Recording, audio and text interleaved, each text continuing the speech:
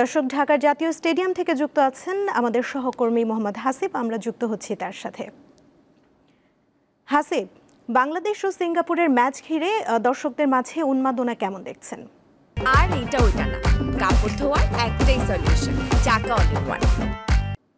সুমনা, উন্মাদনার মাত্রাটা আসলে বলে বোঝানোর মতো না। আমার আশপাশের দৃশ্যটা দেখলে আসলে বুঝে ফেলতে পারবে যে উন্মাদনাটা কোন অবস্থায় আছে।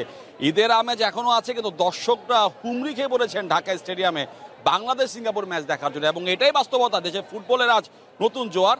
আমার ঠিক পেছনের দৃশ্যটা দেখেন, যদি একটু দেখানো যায়, যে দর্শকরা সারিবদ্ধভাবে ঢুকছেন। গেট খোলার কথা দুপুর 2টায়, গেট খুলেছে দুপুর 2:20 বা 25-এর দিকে, কিন্তু দর্শকরা একবারও বিরক্ত হচ্ছেন না। ধীর স্থিরভাবে সারিবদ্ধভাবে ঢাকা স্টেডিয়ামে ঢোকার চেষ্টা করছেন, ঢুকছেন। পরনে জাতীয় দলের ফ্যান জার্সি, হাতে পতাকা, মুখে রয়্যাল বেঙ্গল টাইগারের ছাপ। ঠিক তেমনটাই আসলে যেমনটা আমরা একটা সময় গল্পের মতো শুনতাম দেশে ফুটবলের ক্রেজির কথা, সেটা আসলে এখন বাস্তবতা দেখছি, বাস্তব রূপে দেখছি।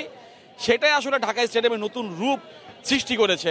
আসলে ফুটবল পাগল জাতি, ফুটবল নিয়ে উন্মাদনাটা থাকবে, এটাই স্বাভাবিক। এবং এটাই কিন্তু আমরা এখন ঢাকা স্টেডিয়াম এবং আশপাশের এরিয়া, অর্থাৎ যে 4টা গেট আছে, 4টা গেটেরই একই দৃশ্য।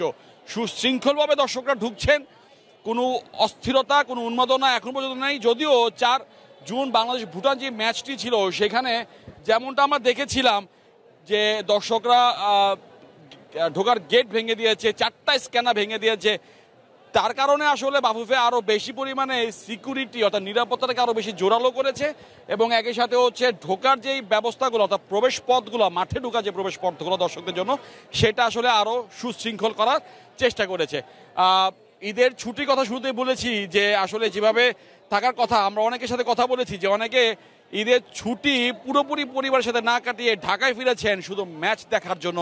হামজা, শামির সোম, ফাহমিদুল, জামাল, তপু, তাদেরকে উৎসাহ দেওয়ার জন্য। সিঙ্গাপুরের সঙ্গে আজকে ম্যাচটি বাংলাদেশের জন্য সবচেয়ে গুরুত্বপূর্ণ ম্যাচ। এ কারণেই প্রথম ম্যাচ 25 মার্চ আমরা ড্র করেছি ভারতের সঙ্গে। আজকে ম্যাচে বাংলাদেশ পূর্ণ 3 পয়েন্ট পাবে, তেমনটাই আসলে সবার প্রত্যাশা। এবং ঢাকা স্টেডিয়ামের দর্শকদের উন্মাদনা নিঃসন্দেহে অন্যরকম এক পরিবেশ সৃষ্টি করেছে। সুমনা। হাসিব, আপনাকে ধন্যবাদ।